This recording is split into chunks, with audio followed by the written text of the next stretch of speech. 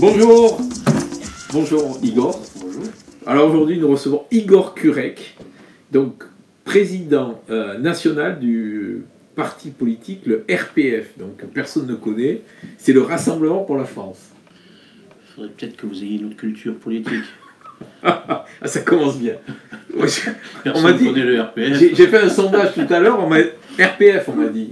RPF, pas RPF. RPF. Non, personne ne connaît, j'ai fait un sondage de dehors, on m'a dit c'est un parti fantôme ou alors c'est un parti en voie de réanimation. Bah écoutez, nous on est plutôt le parti, on est plutôt les fondations, si vous voulez, du gaullisme. Voilà, non mais voilà, c'est vrai. Le gaullisme. Donc revenons, c'est le parti gaulliste. Voilà. Et ensuite, donc, il y a eu... Par excellence. Il y a eu qui dans ce parti gaulliste? Il y a eu Pasqua, Seguin.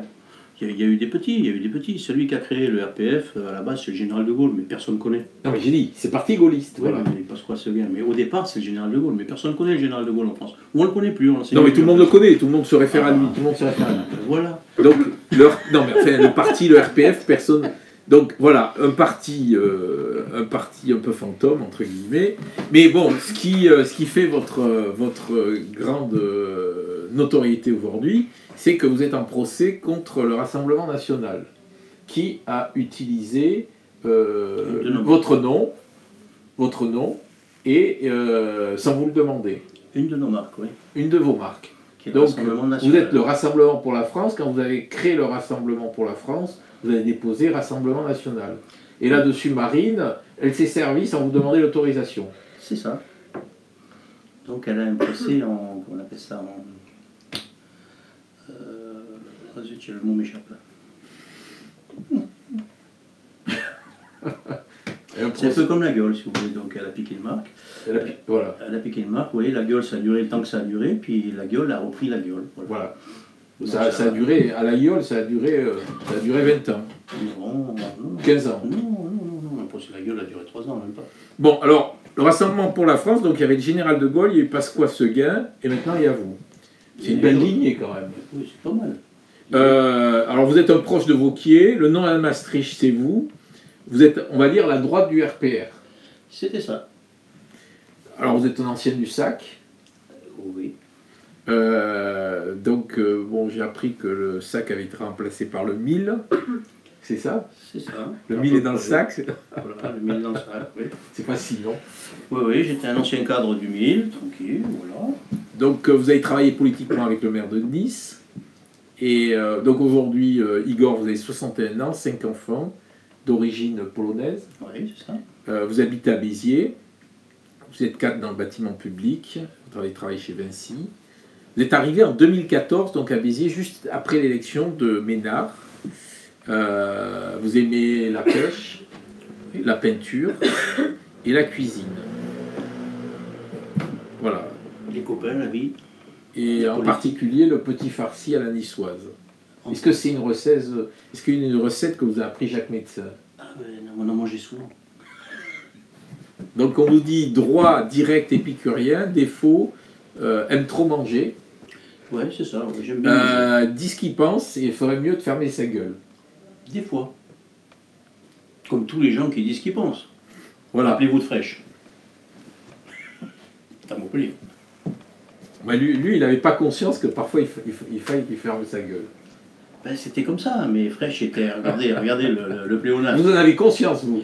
Mais moi j'en ai conscience. Mais moi j'ai eu l'occasion de déjeuner avec Fraîche. Si vous voulez, Fraîche, un jour en rigolant, Fraîche en rigolant, donc dit... c'était un homme de droite, quoi, élu par les gens de gauche. Quoi. Si vous voulez, il est arrivé, il n'y avait pas de place à droite, donc il s'est mis à gauche, il s'est fait élire à gauche. Comme Mitterrand, quoi, si vous voulez, qui était un mec d'extrême droite qui s'est fait élire par le peuple de gauche. Mais nous, à droite, on a eu la même chose, hein, avec Chirac. Hein. On avait un radical socialiste qui s'est fait élire par les gens de droite. Quoi. Donc revenons avec la une du 864 de la Glorieuse. Donc on revient sur votre ami Ménard, qui souffle la tempête sur les droites.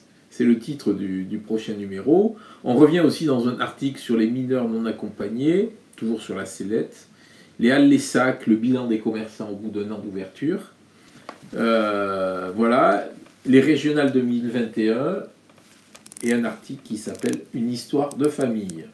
Voilà pour le sommaire du prochain numéro. Donc, Igor, est-ce qu'on peut dire que votre parti se porte bien ou votre parti est exsangue? Alors, d'aucuns diront qu'il est exsangue, d'autres diront qu'il se porte bien.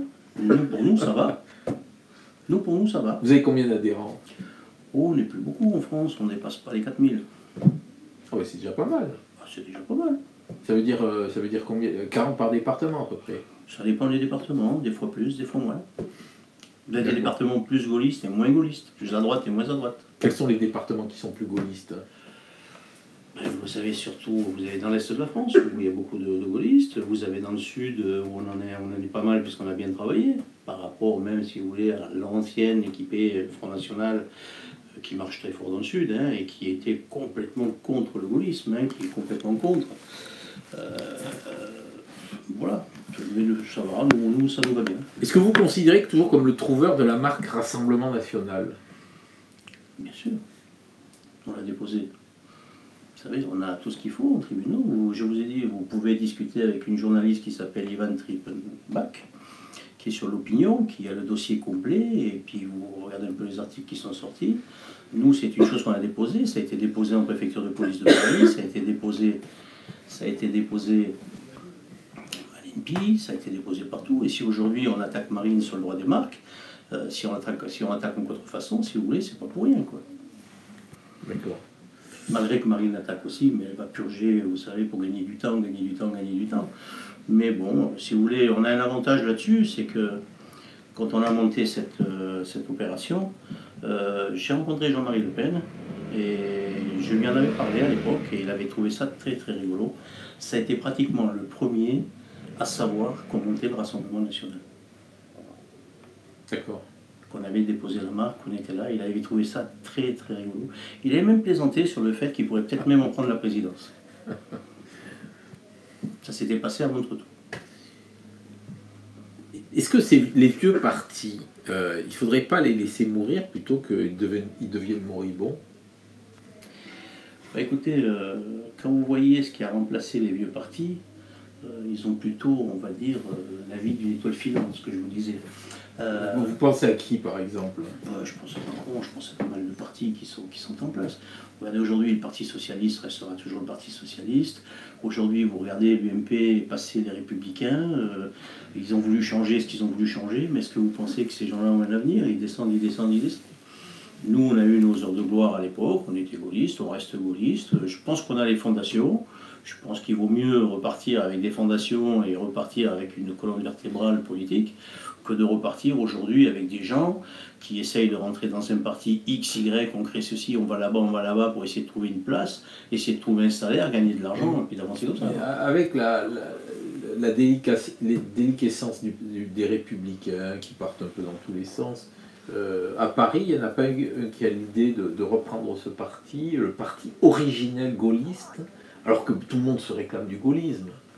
Enfin, je veux dire, on se demande si de l'extrême droite à l'extrême gauche, tout le monde est gaulliste en France. Est-ce que vous pensez réellement qu'aujourd'hui, aux Républicains, il y a encore un gaulliste? Ils se sont tellement vendus. C'est quoi être gaulliste au fait? Être gaulliste, c'est... Parce que Macron est gaulliste, Ménard est gaulliste, Philippe Sorel est gaulliste, oui, Ménard n'était pas pied noir il n'y a pas longtemps, vous voyez, il est devenu pied noir et il a repris ses origines il y a quelque temps. Vous voyez, juste quand il était... Non, mais c'est quoi être gaulliste? C'est quoi être gaulliste? Être gaulliste, vous étiez gaulliste, si vous voulez. Vous étiez, nous, on était gaullistes, si vous voulez. C'était un parti qui était gaulliste, dans la mentalité gaulliste. La politique du général de Gaulle, c'était l'Algérie française. C'était pas l'Algérie française, ça a été le non à l'Algérie, ça a été le non à l'Europe, c'était l'Europe des 6, c'était pas l'Europe des 28. Ça a été, vous voyez, c'était, voilà, être gaulliste, c'est pas dire non à tout, c'est essayer de construire, de faire. Le gaullisme aujourd'hui, ça a été le TGV, le gaullisme aujourd'hui, ça a été l'Airbus, le gaullisme aujourd'hui, ça a été Concorde. Ça a été plein de choses, le gaullisme, ça fait avancer plein de trucs. Aujourd'hui, ça a été la grande boîte, le gaullisme. C'est quoi votre projet aujourd'hui? Nous, notre projet, essayer de reconstruire, si vous ne voulez pas de reconstruire, non pas de reconstruire, j'ai dit une bêtise, nous, c'est de continuer ce que l'on faisait, en le faisant certainement mieux et en s'adaptant, en reformant nos jeunes, les remettant là où ils sont, mais arrêter la politique fiction, arrêter la politique de la com, arrêter toutes ces choses-là. Faire de la politique comme elle était faite à l'avant, quoi, avant. C'est-à-dire qu'on arrivait avec de vrais projets dans des mairies, on faisait de vraies choses, on n'était pas là pour prendre un salaire, pour faire tout, n'importe quoi, et prendre de l'argent de tous les côtés, quoi. Et puis laisser le reste en vrac. Aujourd'hui, tout le monde s'allie avec tout le monde pour faire quoi? J'ai entendu dire qu'on faisait des messes pour Pasqua. Oui. Et pour sa partie cachée, on fait des messes noires. Quelle partie cachée? La partie cachée de Pasqua.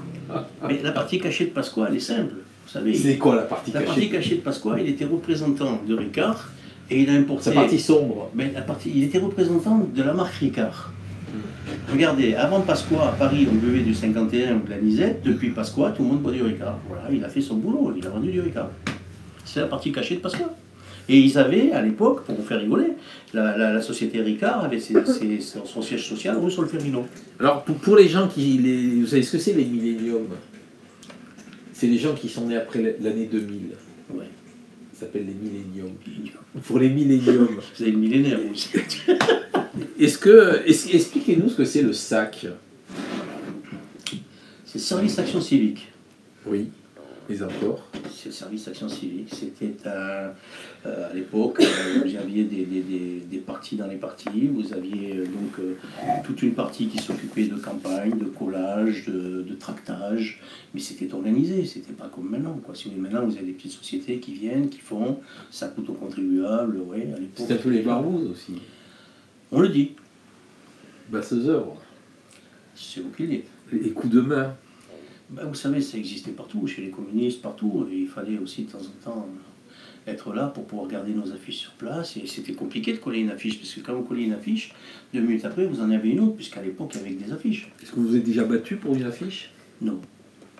Parce que j'en ai l'air. Je sais pas, je pose la question. Non, je suis cadre du bâtiment, papa. Je me suis battu pour mes idées. Vous êtes arrivé à Béziers juste après l'élection de Ménard. Est-ce qu'il y a un lien de cause à effet? Oui, pratiquement un petit peu, puisque quand j'ai annoncé à Ménard directement sur son téléphone que je venais à Béziers, il m'a dit que c'était une très très mauvaise idée. Et je lui ai dit, mais non, c'est Ménard qui m'a appelé. Ménard m'a appelé pour me dire, il paraît que tu veux venir t'installer à Béziers. Je lui ai dit oui. Et il me dit, non, mais c'est une très mauvaise idée. Je lui ai dit, écoute, c'est pas grave, tant pis, j'y suis, ça y est. Ah bon, mais, et puis à partir de ce moment-là, il n'a plus trop voulu me parler, parce qu'il n'aime pas, lui, les barbouzes sur son territoire, d'après ce qu'il m'a dit. Les barbouzes? Je sais pas, que j'ai pas compris. Les barbouzes? Oui, enfin, il a dit qu'il n'aimait pas les barbouzes. Il n'a pas osé me traiter de barbouzes. D'accord. Bonjour l'ambiance. Mais on l'a aidé, Ménard, on l'a aidé à s'installer. Hein. Le RPF était un des premiers partis à le suivre. On l'a aidé à s'installer, mais Ménard est quelqu'un qui a une parole très compliquée et il faut vraiment suivre tous les méandres de sa parole et toutes les fourches qu'il en fait, quoi. Faut suivre. Et le RPF est toujours derrière Ménard? Non, on était en opposition, on a suivi derrière. Ménard, quand quand Ménard a pris la mairie, il était faisable puisqu'on avait travaillé pas mal sur l'agglo, donc on avait un peu des gens qui étaient élus un peu partout. Et il est évident qu'on a travaillé à contresens et que Ménard n'a pas réussi à avoir le nombre suffisamment de voix pour avoir l'agglo. Donc Ménard, son combat aujourd'hui, si vous regardez bien, ce n'est pas d'avoir la mairie de Béziers, c'est de prendre l'agglo, parce que la mairie de Béziers aujourd'hui, ça ne veut rien dire, quoi, vous êtes rien. C'est le patron de l'agglo. Est-ce que Ménard a redynamisé Béziers? J'arrive pas à le dire, excusez-moi. A-t-il redynamisé Béziers? Je pense que Ménard le croit, je pense qu'il s'en est auto-persuadé. Mais il faut regarder Béziers. Alors, ce qu'il y a de bien à Béziers, c'est que vous avez, passé à Montpellier, là vous avez toutes les vitrines qui bougent à cette heure-ci. À Béziers, vous avez beaucoup d'autocollants sur toutes les vitrines, avec des gens, vous avez l'impression qu'il y a tout le monde. Mais quand ça s'éteint, ça s'éteint. Et puis, ce qu'il a redynamisé, si vous voulez, c'est la place où il habite, là. Donc, la place des Allées, là-bas. Et là où Ménard habite, si vous voulez, aujourd'hui, on a l'impression d'avoir Disneyland, le petit Papa Noël, les sapins, vous voyez, c'est la grande roue, vous voyez, on a tout ça, c'est juste à proximité de chez lui. Mais dès qu'on sort de ce périmètre, si vous voulez, on retombe dans le Béziers sombre, le Béziers normal, le Béziers qui n'a pas bougé, le Béziers classique. Et quel regard portez-vous sur... non, plutôt, excusez-moi, dans la tempête que connaît la droite aujourd'hui, où situez-vous? Nous, écoutez, nous, on continue à faire notre travail de droite, on ne se vendra pas, on continue à faire ce que l'on a à faire. Si on ne peut pas gagner, on peut toujours avoir un pouvoir de nuisance sur la partie qui ne correspondrait pas à nos critères, si vous voulez. Donc, on est un peu partout, on fait ce qu'on a à faire. D'accord. Et quel regard portez-vous sur l'union des droites? L'union des droites est facile à faire. L'union des droites, alors c'est un grand débat, c'est facile à faire. Alors, si vous voulez faire l'union des droites façon Marine Le Pen, alors vous avez le FN, vous avez le parti qu'elle a monté avec Collard, vous montez un autre petit parti à côté, micro-parti, qui est toujours géré par Marine Le Pen, vous avez 3-4 partis, qui c'est toujours la même chose, et là vous avez fait l'union des droites style Marine Le Pen. Après, l'union des droites aujourd'hui, comment voulez-vous faire une union des droites en sachant qu'en réalité il n'y a qu'une seule droite? Il n'y a pas un centre, il n'y a pas, oui, dans la droite, il n'y a pas un centre droit, tout ça a été organisé par la suite. Vous avez la droite, elle est là, c'est la droite. Voilà, c'est là. Vous êtes de droite, vous êtes de gauche, vous êtes du centre, ou d'extrême droite, ou d'extrême gauche. Voilà, à mon avis, on peut pas être d'extrême gauche, faire l'union des droites, revenir de l'autre côté. Il y a quand même 61% ou 70% des électeurs de Jean-Luc Mélenchon qui votent au deuxième tour pour Marine Le Pen. Ben oui. Donc ça veut dire que la droite et la gauche, c'est quand même quelque chose de compliqué aujourd'hui. Non, là vous confondez, vous parlez d'extrême. Oui, non, enfin, vous savez, dans les extrêmes, il y a la droite et la gauche. Dans un cercle, les extrêmes se rejoignent. Vous savez, c'est ça. Il n'y a pas de frontière entre Mélenchon et Marine. Ils s'aiment bien, vous voyez. C'est l'eau son mur. Vous voyez, c'est un peu. On se croirait entre les deux Corées, vous savez, la zone entre les deux Corées. Là, vous voyez. Est-ce que votre parti participera à l'union des droites? Franchement, non. Pourquoi? Parce que c'est quelque chose qu'on a essayé depuis des décennies et c'est quelque chose qu'on n'arrivera jamais. C'est-à-dire qu'aujourd'hui, il y aura une droite, une gauche, un centre. C'est pas tellement gaulliste, ça. Si. Le général de Gaulle, il était quand même très ouvert. Très à droite. Non, il était très ouvert. Oui, parce qu'il était président de la République.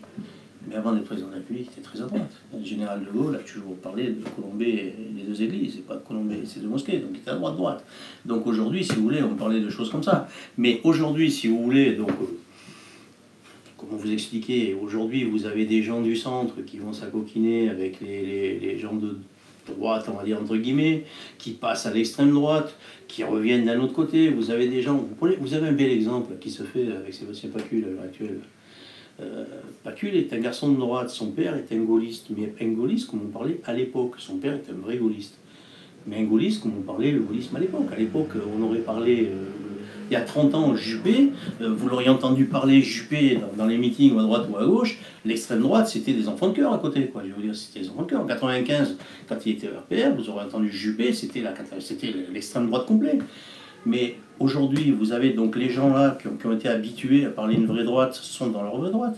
Aujourd'hui, la bien-pensance a dilué tout ce qu'il fallait diluer. Vous avez le centre aujourd'hui, vous avez l'impression que vous êtes à l'extrême droite ou à l'extrême centre, vous voyez, c'est catastrophique, quoi. On n'a plus les valeurs. Les gens qui manifestent là, prochainement, le 5 décembre,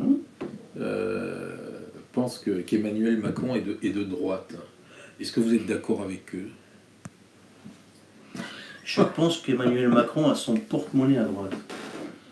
Vous voyez? Puis le portefeuille à gauche. Il a des ministres au poste important quand même qui sont plutôt des ministres de droite. C'est ce que je vous expliquais. Vous n'êtes plus de droite à partir du moment où vous partez, vous faites tout et n'importe quoi. Aujourd'hui, vous ne pouvez pas dire, vous prenez un mec comme Darmanin, mais qu'est-ce qu'il a fait dans sa vie? C'était l'attaché parlementaire de Van Est. Il a flingué Van Est, dans le Nord, le député Van Est. Il a flingué tout ce qu'il pouvait flinguer en disant je ne mangerai jamais dans la main qu'il m'a donné à manger. Et résultat des courses, vous le trouvez maintenant carrément pratiquement ministre de gauche en train d'essayer de se croiser la France. Et puis il va là tout repartir, il est en train de jouer pour repartir sur la mairie de Tourcoing. D'accord. Vous appelez ça des gens de droite? Moi pas. Qu'est-ce que vous pensez des maires républicains qui refusent toute relation avec le Rassemblement national? Pas le Rassemblement pour la France, le Rassemblement national. Oui, avec le Front national. Oui. Oui. Parlons franchement, on parle franchement, avec le Rassemblement national. Écoutez, moi je vais vous répondre différemment. Répondez-moi à la question. Non mais je vais vous répondre à la question mais différemment. Pas la réponse que vous attendez, je vais vous donner une autre réponse et je vous répondrai après. Aujourd'hui, vous prenez par exemple, on va parler de l'Hérault. On va parler de l'Hérault. L'Hérault est majoritairement à droite. Qu'on le veuille ou pas, qu'on statistique, toutes les villes, les villages, les machins, tout, c'est à droite. On regarde, c'est à droite. Pourtant, c'est une région, ce sont des villes qui sont gérées par la gauche. Pourquoi? Pourquoi?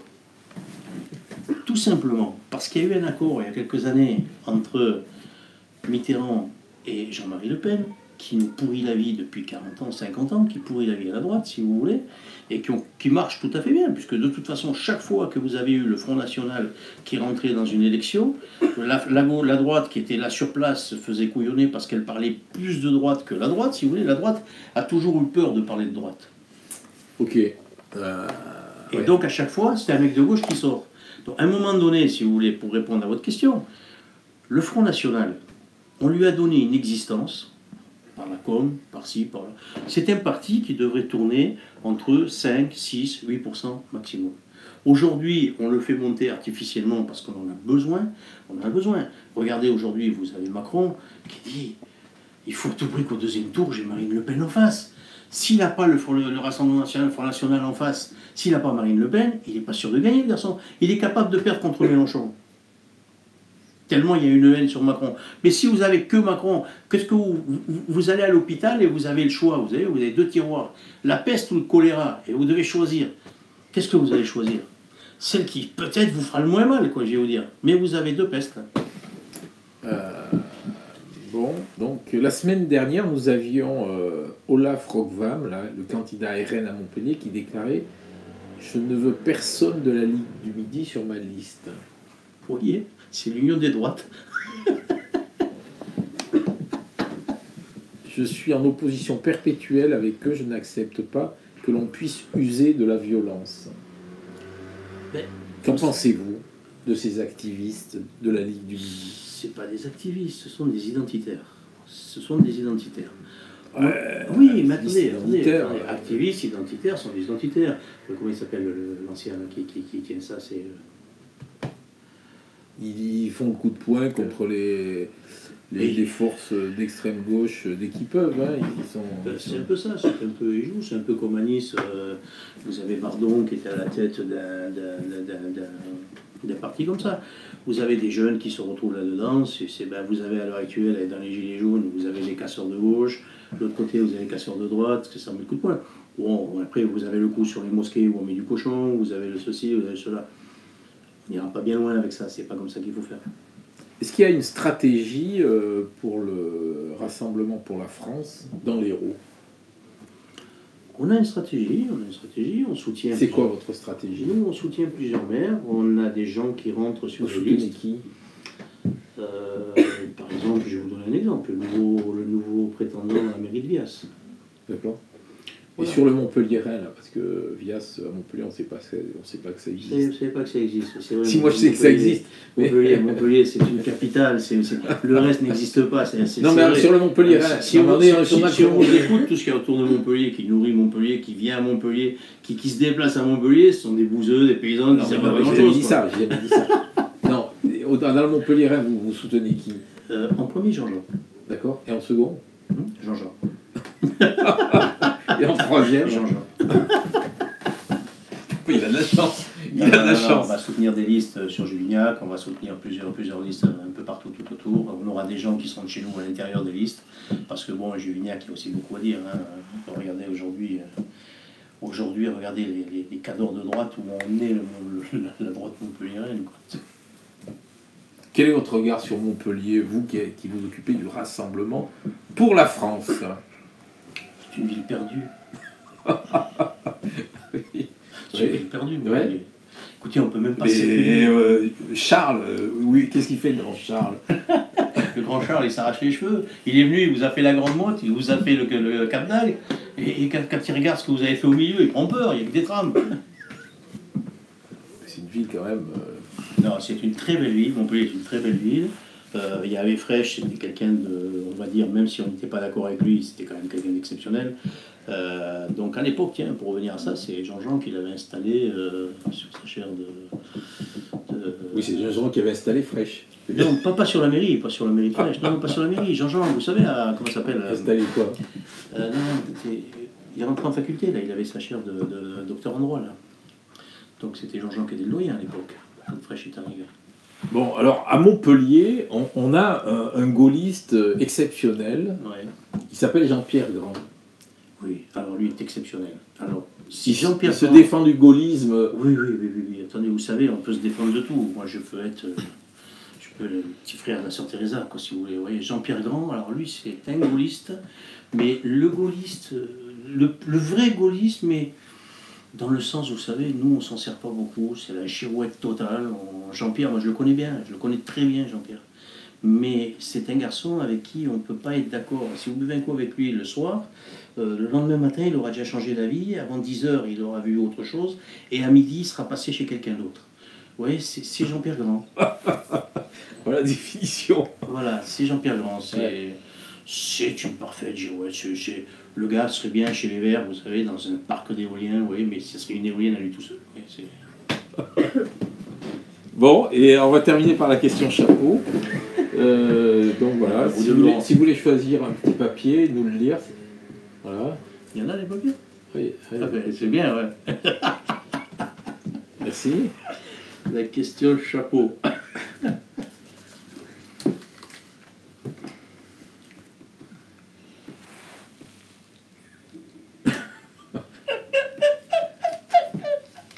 Ah là là, si la question vous fait rire, c'est déjà ça.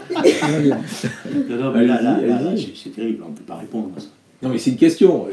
C'est une question. Oui. Donnez Ah, mais c'est vous qui la lisez. Ah, c'est moi qui la lis. D'accord. Macron est-il plus gaulliste que Ménard?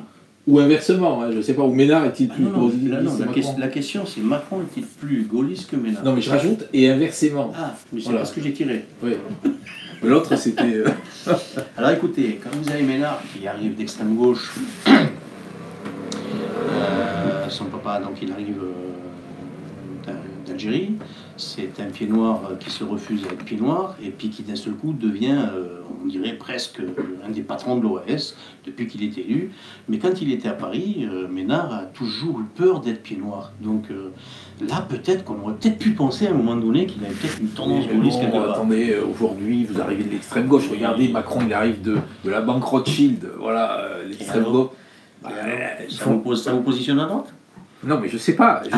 Moi, je parle du gaullisme. Est-ce que l'un ou l'autre sont plus gaullistes à vos yeux? Non, aucun des deux n'est gaulliste. Aucun des deux ne peut se revendiquer. Aucun des deux n'a quelque chose de gaulliste. Aucun des deux ne représente le gaullisme. Expliquez-moi pourquoi tout le monde se réclame du gaullisme dans ce pays. Parce que c'est, comme vous dites, on est obsolète, mais si on n'est pas gaulliste, on n'est pas bon.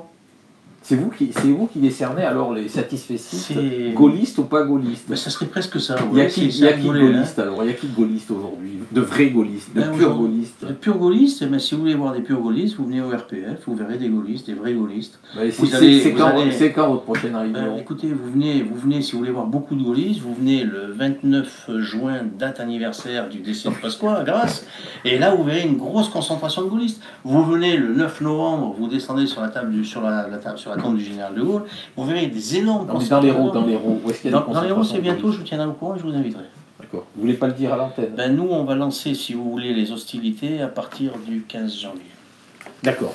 Bon, ben sur ces bonnes paroles, sur les paroles hostiles, on va dire. Sur pas hostile du tout. Vous avez dit que vous allez lancer les hostilités. Ben, parce qu'en politique, écoutez, on s'aime bien, mais on est très hostile. Vous les lancez pour les municipales, c'est ça? Évidemment. D'accord. Mais je vous remercie. Je vous souhaite une bonne soirée. Moi aussi.